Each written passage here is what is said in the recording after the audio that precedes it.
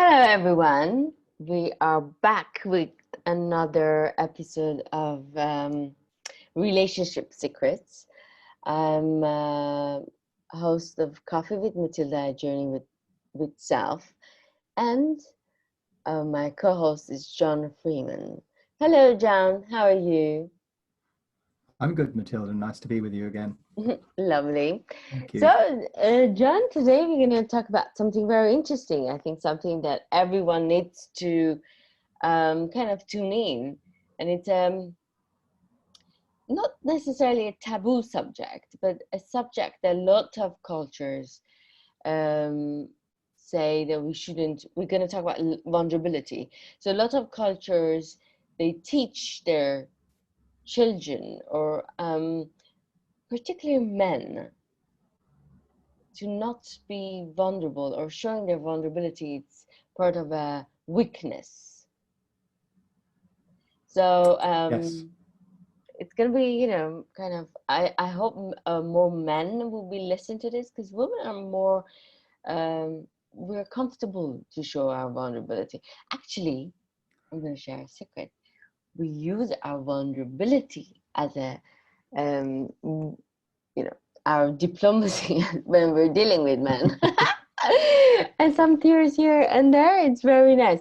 That's how Josephine controlled Napoleon, and it was very fascinating. Napoleon Bonaparte. So Yeah. I think women kind of know how to be vulnerable. I don't know if the new generation is okay with that vulnerability, but of course the previous generations, they were okay to show a man that they need him and they want him to be their hero. Uh, but what about men? Why we teach? First of all, let's maybe explain our audience what is vulnerability, and then we go off from there. Mm. I think that's a good place to start because um, what you just said about the tendency for people to confuse vulnerability with weakness. Actually, vulnerability is a strength. Mm-hmm. It's just not understood as a strength. And vulnerability doesn't necessarily mean if a man is going to practice vulnerability, it doesn't necessarily mean that they're going to be breaking down in tears all the time. So what vulnerability, I would say, what it's really about, you have to begin with the understanding of human energy systems, our psychological energy, our emotional energy, and our management of our relationship with the world in an energetic balance. And what the roots of this are in receiving, because we have the perception, not just in relationship, and in almost everything that we see about life, that we have to decide what we will let in and what we will not let into our being. Yeah. So we're always blocking our ability to receive the flow of energy in the universe, because we've Oh. made a decision that there are some things that are bad and we shouldn't receive and we shouldn't feel, and there are some things that are good and we should receive and we should feel. So we've got this continuous gatekeeping going on in our relationship with the universe. So from a receiving point of view, you have a mechanism set up that says, I'm only willing to receive a certain amount of energy from the universe. So when we take that into relationship, what that also means is that in relationship, people are in a place where they're continually judging what they're willing to receive and allow energetically from their partner. I'm not talking about behavior. There are things that are unacceptable that anybody can say that I don't want that in my life, and it's perfectly fine for people to draw boundaries for themselves around how people behave towards them. But in the relationship of what you're willing to hear, what you're willing to allow in your partner, what you're willing to allow in yourself, that you will acknowledge the reality of, that is all part of the flow of the energy and the dynamic in the relationship. Oh, So when you start to be in a place where you have to protect yourself and where you think not being vulnerable is the right thing to do, you actually start to cut off your own flow, and you start to cut off the flow between yourself and your partner. oh wow. Well, definitely, I don't want to cut off myself from receiving. I love receiving gifts. Anyone is free to give me gifts. I love that. And nice gifts. But it's interesting what you're saying. I never thought about that I'm cutting off myself from receiving certain things. Probably I'm cutting myself off from what maybe subconsciously I think it's going to be bad for me. But how would I know what's really good for me in a relationship if I'm not open to receive it and then judge it afterwards? No? Sorry, I lost you completely for about 15 seconds.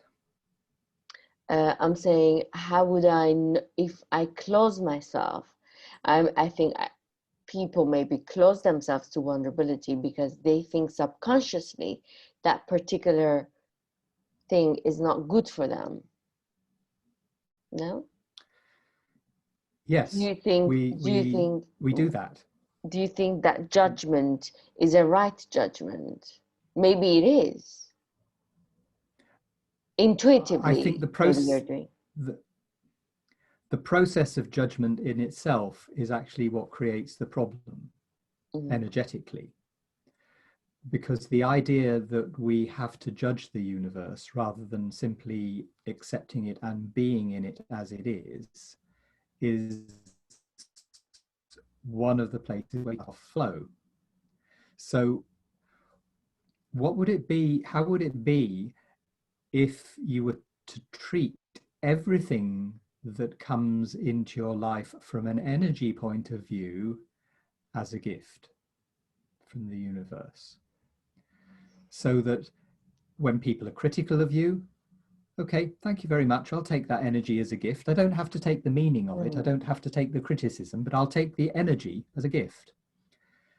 What if everything in the world were to be treated as a gift with no requirement to judge it from an energy point of view? When that happens, you actually increase your flow and you increase the relationship that you have with the universe. So the same thing applies to your relationship with your partner, because you're perfectly entitled, you should be at any point saying, no thanks, that's not what I want to be, that's not what I want to do, that's not what I want you to be doing in relation to me.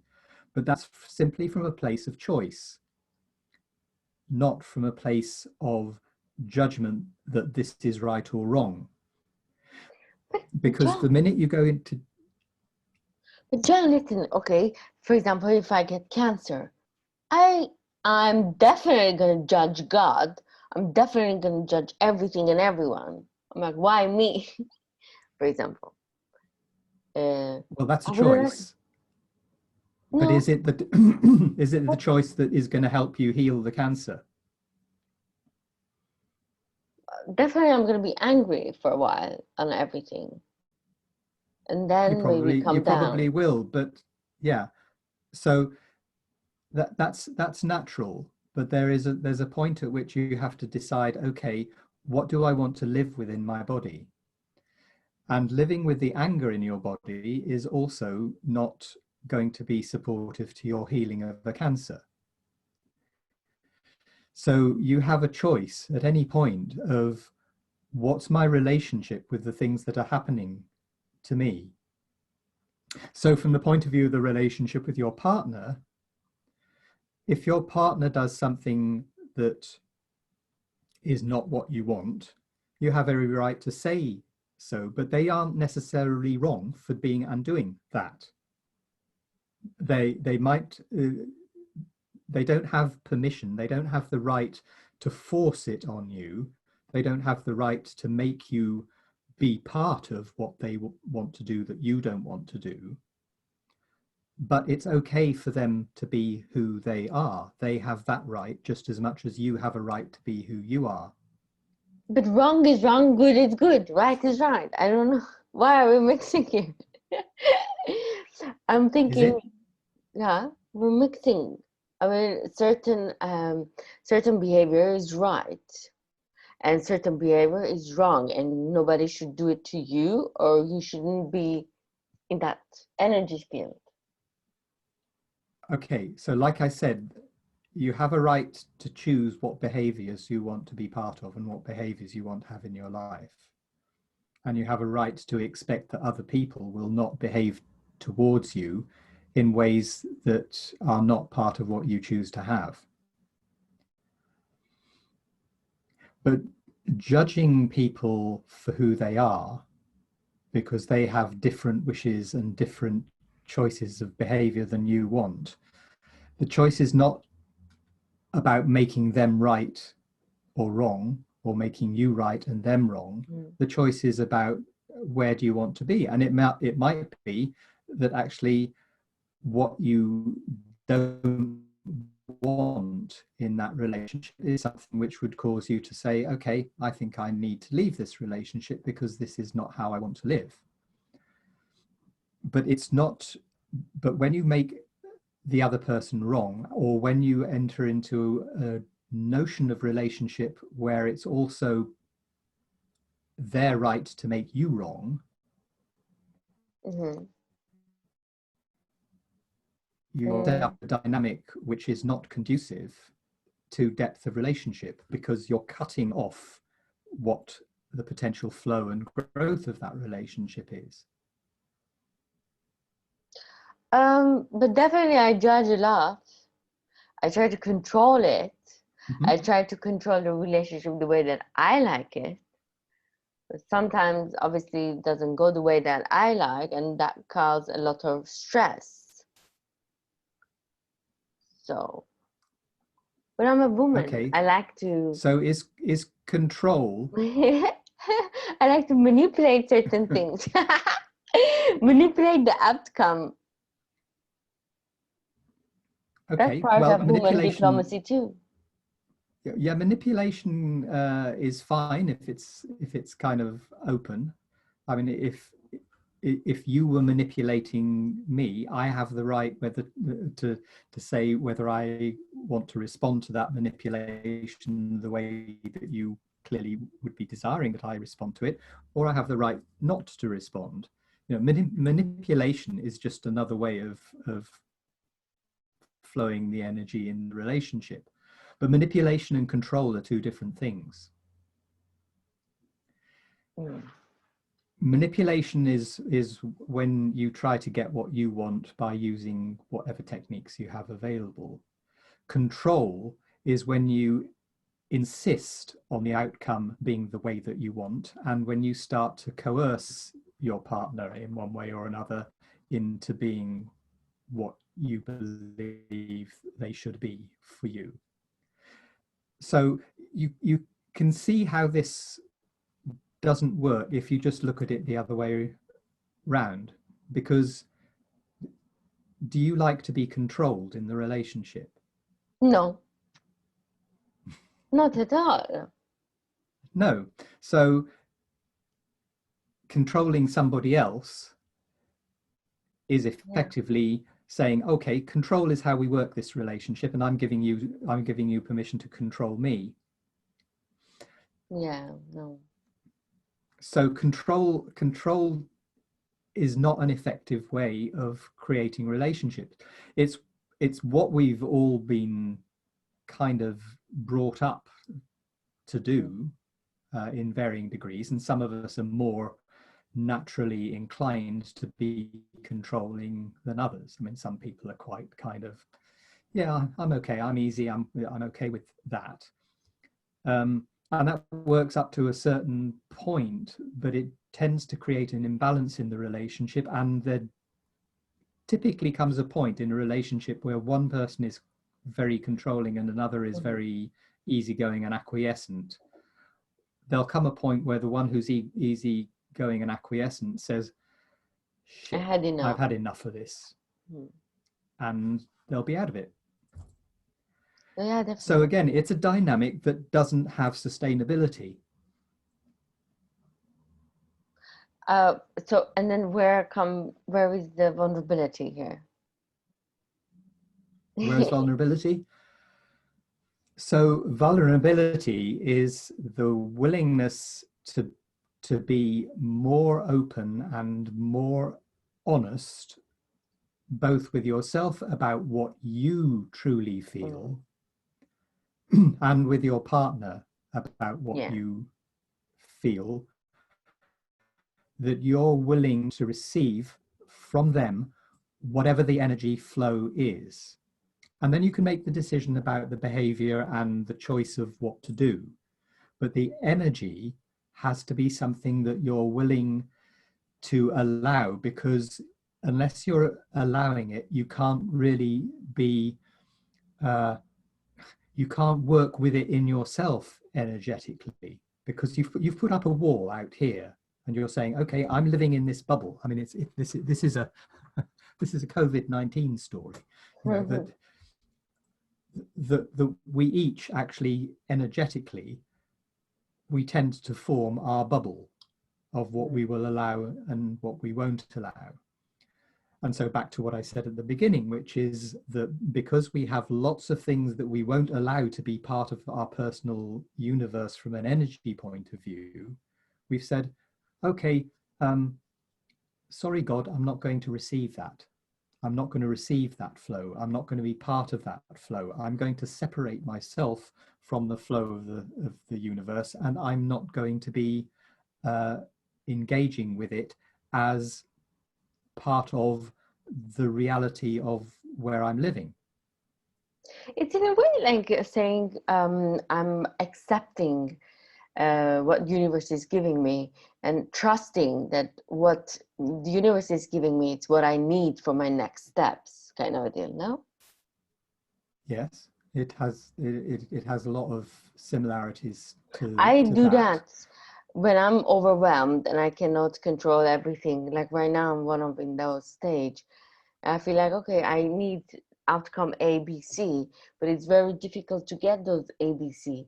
At one point, you're like, okay, I'm giving this to universe, and I will trust universe that whatever outcome comes, even if it's not A, B, C, then I will have the strength to face it and find my path regardless. Yeah, is that Yeah, sound vulnerable? and that's definitely, yes. So that's definitely a good step. The thing is, what would it be like if you actually lived like that all the time, not just when you've gone into overwhelm? Mm, well, certain things you want to have and you have to fight for. There's no way around it, no?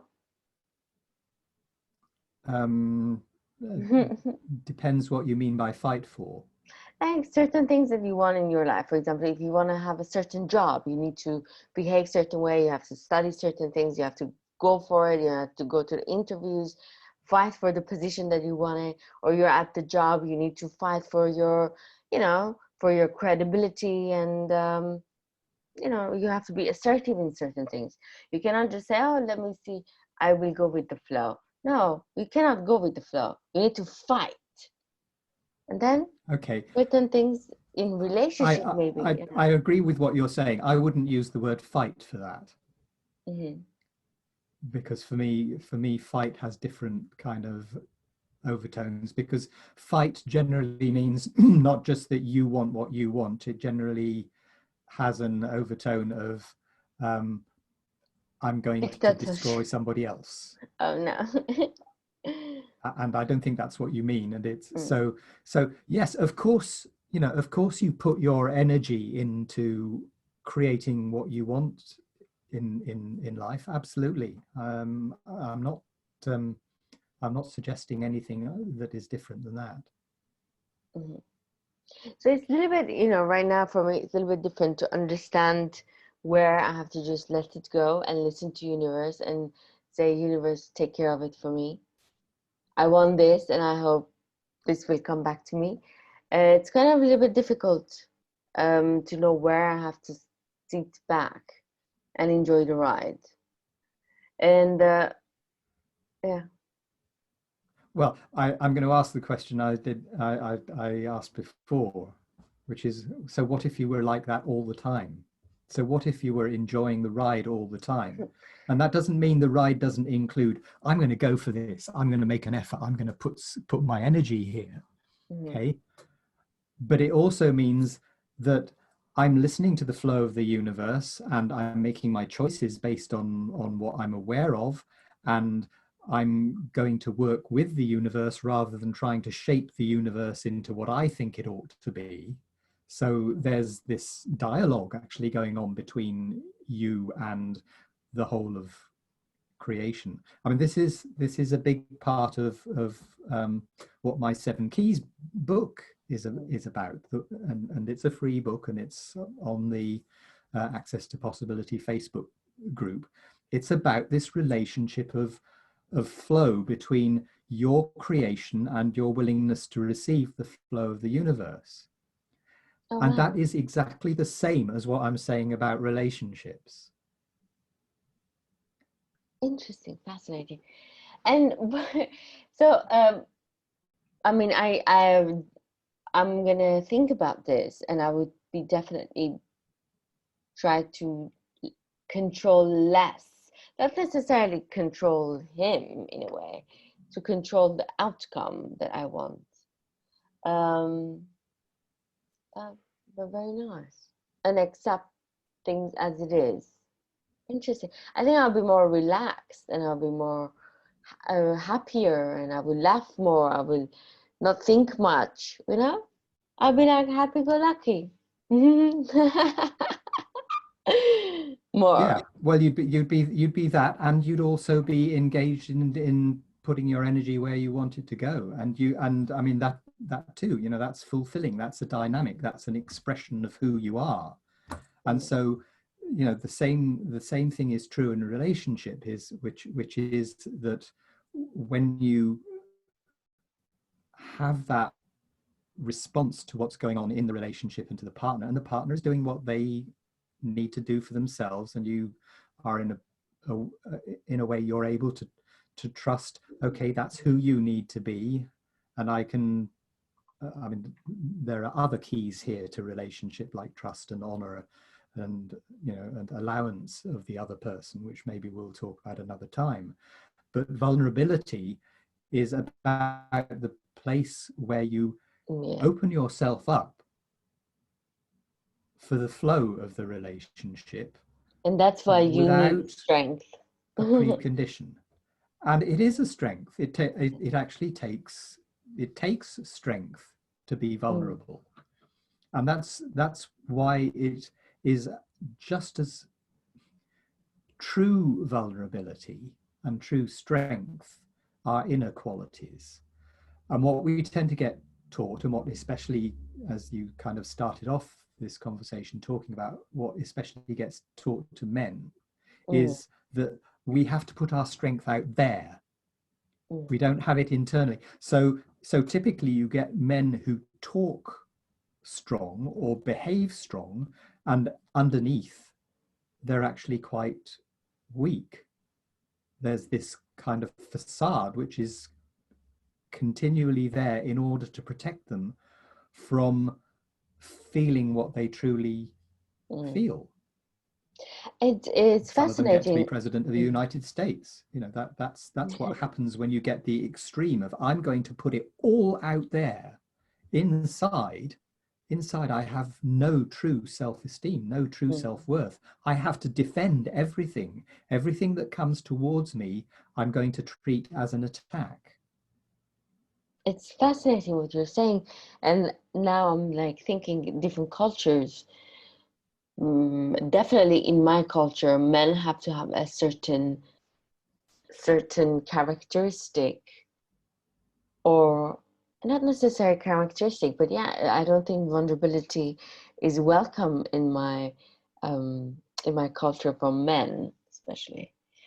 And it's sad because we're conditioning these human beings, which are men in this example, to behave certain way, to not feel certain things, because that's not what a man does. That's not what a strong man does. You don't want to be quote unquote wussy kind of a thing. And but these people, I mean, these men don't feel what they have to feel. Their soul doesn't feel what they have to go through in a way, because there's this facade, and they're trying to live a life that maybe it's not very true to them, but that's what society wants them to be. Oh my God, and then you die and most without societies, being who you are. And you die and without even experiencing that vulnerability, that beauty that you can have with universe, that relationship that you can have with universe, or with your partner, or with your kids, with your, it's interesting. Sad, yeah. actually, very And, sad. and there aren't many cultures that haven't had that. I mean, that's been the nature of what it's been like to be a human on this planet for several thousand years. But I, my perception is that it's already changing, and that people want it to change, or that many people would like it to change. And there are interesting ways that you do see this showing up, that you will now see sportsmen, male sports figures, footballers, etc., who, when something goes seriously wrong on the field, maybe not at the time, but when they come off, you will actually see them allow themselves to tear up. I mean, they probably, you know, they're not going to break down and be blubbing all over the place, but you will see them allow that experience of that emotion, because it has actually become acceptable that, yes, we're passionate about what we do, and sometimes when that passion doesn't get realized as we want it to, there's a pain with that we need to be able to release. And that has become something which is now legitimate, which it wasn't when I was growing up. I mean, I kind of remember the first time I saw a sportsman do this, and I would say it's probably about 25 years ago. So a British footballer called Paul Gascoigne, and he got a lot of stick at the time for, I mean, Poor guy. he was really he was really upset because, if I remember it rightly, he got sent off for a foul in a game that meant that he would not be able to compete in the final. No. And his disappointment was real and huge. I mean, anybody in that position would have been disappointed. And he allowed that to show. And at the time, that was considered, oh, you know, you can't do that. Now it's much more normal. It's interesting, living in France right now and experiencing the culture differences I'm feeling with, for example, in American culture. Here, people are more suppressed. They don't like to show their emotion that much. And it's interesting because I feel like they don't show their anger. So everything has to be in a certain kind of structure to be acceptable by society. You cannot show a lot of anger, or you cannot show a lot of happiness. Kind of, you have to be in a like kind of same. You cannot show a lot of up and down. And for me, I feel like that's a lot of you're suppressing your emotions for what? It's nice somebody to see. I mean, I'm not saying you have to be rude or anything, but it's interesting when somebody sees you're happy about an element or you're sad about something. But you showing you're cool with you're cool, it's kind of sad, no? I totally agree with that. And I think in relationships, the consequence of people doing that is that you don't know what's going on with each other. Exactly. So you're continually, you know, if you were like that to me, or I was like that to you, it would leave each of us in the position where I don't really know what he or she is feeling. Mm, So I have to guess and I have to try and figure it out. mm, And that also takes a lot of energy, and it exactly. generally, I mean, Misunderstandings. most film, yes, misunderstandings. I mean, this is the plot of just about every relationship film that's ever Mm, been made, is some kind of misunderstanding because somebody didn't actually say what the truth was of what was going on for them or what was affecting them in their life, and somebody else made a conclusion about what that was, which was wrong, mm. and everything falls apart. And of course, in rom-coms, eventually Oh, they find out the truth and they all come back together. But wouldn't it be a lot easier if we simply allowed the truth to be there in the first place, and we wouldn't have to go through all that trauma and drama? no, it's very interesting. Actually, that's what I believe as well. Even I see parents, they don't want to show their vulnerability to the children, or sometimes children to parents. And even friendships, sometimes you don't show your vulnerability. And I always feel like it creates a fake relationship with whoever you're having this relationship. And it's sad because if you really share if you open up and share what you really feel and be vulnerable, people can help you. In certain areas, people can help you, and maybe some tragedies won't even happen. But because you're controlling yourself and you need to act certain way and behave certain way, say certain things at certain time, so the other person doesn't think that they can walk all over you, for example, or you're defending your borders and territories as a human being. It's sad. It's sad because you don't live your life from the essence of who you are. No? Exactly. So for me, my true friends are the ones who I know I can be vulnerable with. Mm. That's actually a very nice point. So I feel like we can judge. You say judgment is bad, but you can assess. You can assess who you are close to, but which human being you're close to when you're comfortable being vulnerable around them. Yeah, it's an important sign of what For true women, relationship is. for women, I think it would be easier to maintain that. For men, now I feel very sad for men. Now I feel very sad for men because they're trained to be not show their vulnerability and not talk about. They don't like to talk about emotions. I've seen how men interact with each other as friends. They don't talk about emotions, and for me, it's like weird. How can you not, like, you talk about what, like basketball? I don't know, how this car works, or how, I don't know, men stuff, and then there's no emotion in it. Whereas women, at least we sit down, we are okay to show a certain part of vulnerability. Again, some cultures don't allow you to be very vulnerable and very open with other human beings, but because you need to show that I see in women as well, again, that in their marriage life they might have a lot of problems with their friends. They don't want to show their vulnerable side of their marriage. They want to show they want to show the cover, for example. No? Yeah, I mean, I think the thing that gets a bit tricky there is that none of us want to be in the position where where we know we're going to be judged by other people. Mm. And so what we do in public, or what we say in public, is something that we might be a bit careful of, because we don't want to set all those kind of balls rolling that might come from people's reactions to who we are.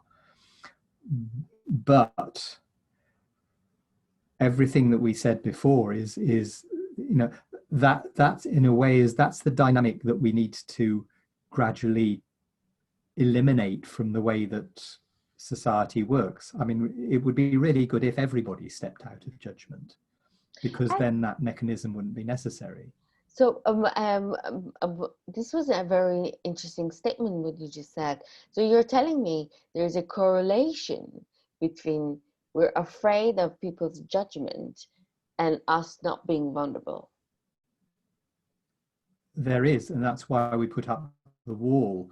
And the So facade one of the of, things about receiving the facade, and so one of the things about receiving is that, in a way, if we want to increase our ability to receive from the universe, one of the things that we have to work on is increasing our ability to receive other people's judgments and not to give a shit.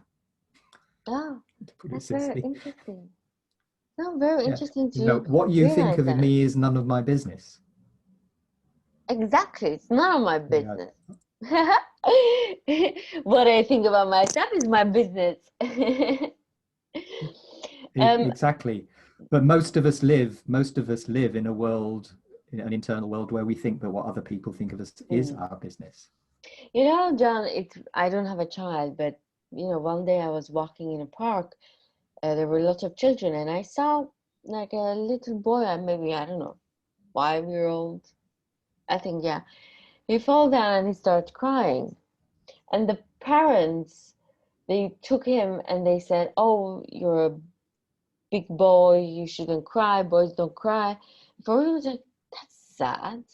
And then in the same playground, there was girls crying, and the parents weren't saying, "Oh, you're a girl, you shouldn't cry."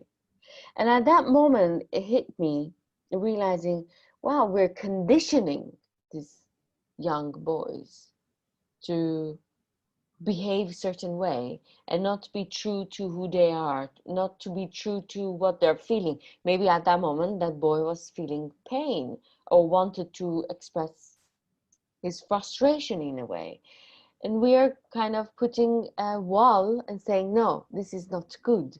A man, you're a young boy, you're a big boy, I don't know, whatever boy you are, you shouldn't cry, you should do this, you should do that. Sad, very sad. Yeah, it's not healthy, because the expression of the hurt is actually part of the healing process. Well, I make sure when I become a parent, if I become a parent one day, I will allow my son or daughter to be who they are and they express their feelings freely. I don't know, it's interesting.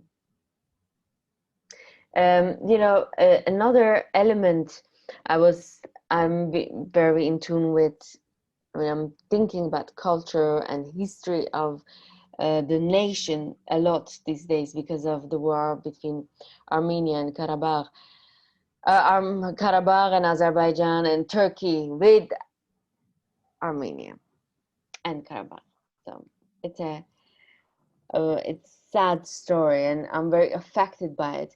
And I'm remembering why Armenians try to be to show that they're brave and they're not afraid of anything. Certainly, right now, men in my country are behaving that way. And for me, it's a question. Sometimes, because of your history, of your culture, because of your nation's history, you need to behave a certain way to survive. So, not being vulnerable was a survival mechanism. And again, Yes. it's sad because these persons, for example, um, behavior is covered by where they're coming from, and their soul can never be expressed the way that the freedom they don't won't have it because of they need to show to the world who they are, and people shouldn't mess with them, kind of idea. Definitely you see that with people from Israel, Israeli people. You see that as well. There's this, you always feel like they're very strong and they're always ready to go, kind of a deal. It's fascinating, actually.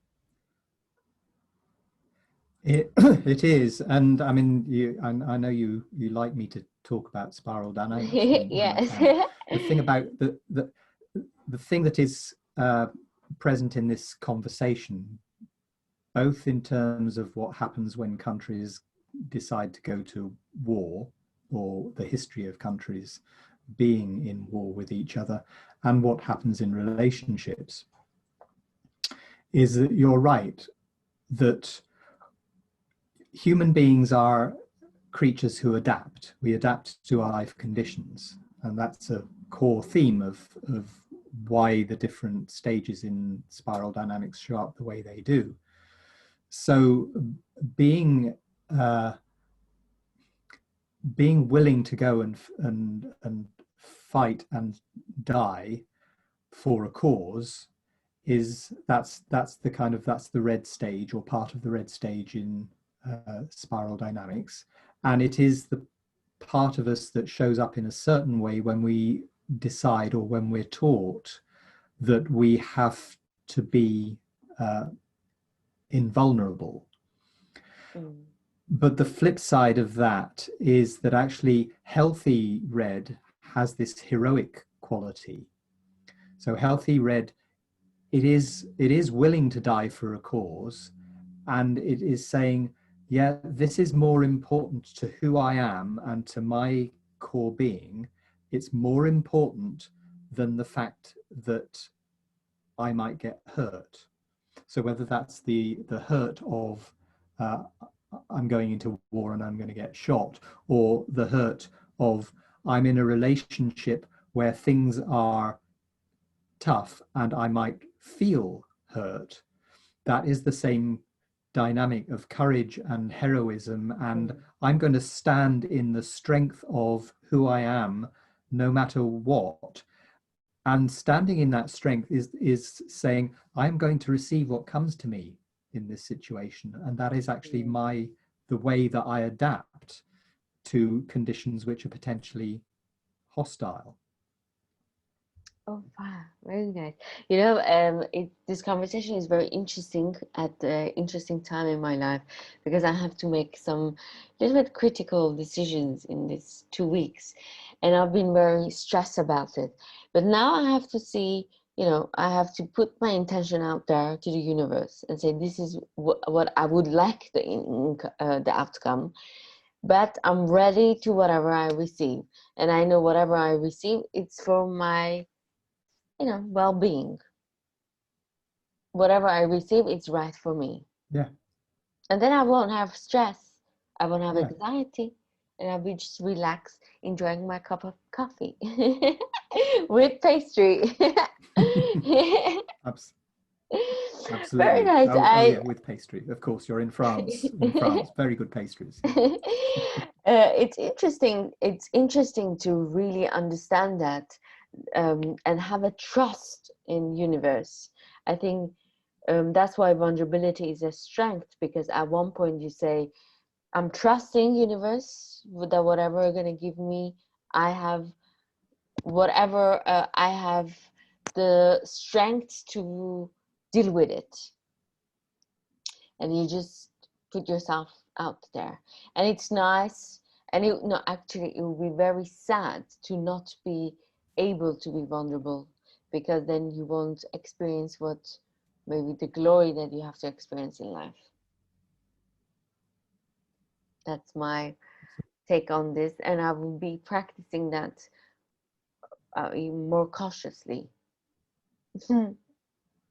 Great. And I'm ready. I'm going to put myself in relationships out there as well. Love relationship, friendship relationship, and to be vulnerable and to be ready to receive what I have to receive, because, that's where the possibilities are. Absolutely. That's the flow. Very nice. Thank you very much, Jon. Tell us once again where we can receive your ebook. So if you go to the Facebook group or page, it's on both, for Access to Possibility, you will find links there that you can get the download for the book, and I hope you find it interesting. Awesome. I'm going to put in the link as well, so they can find it. Thank you. Awesome. Thank you, Jon. It was very lovely. And I'm going to continue my day and weeks with a more vulnerable and, with the flow. And meditation helps to be in the Excellent. Sounds flow. good. No? Meditation helps to be in the flow. No? Very nice. For a lot of people, it does. It's not my thing, but I've got nothing against it. It's so, yeah, totally. If it works for you, do it. Awesome. Beautiful. Thank you, Jon. And we will get back next week with Pleasure. another episode of Relationship Secrets. Awesome. Thank you, Great. See you then. listeners. Bye. Bye.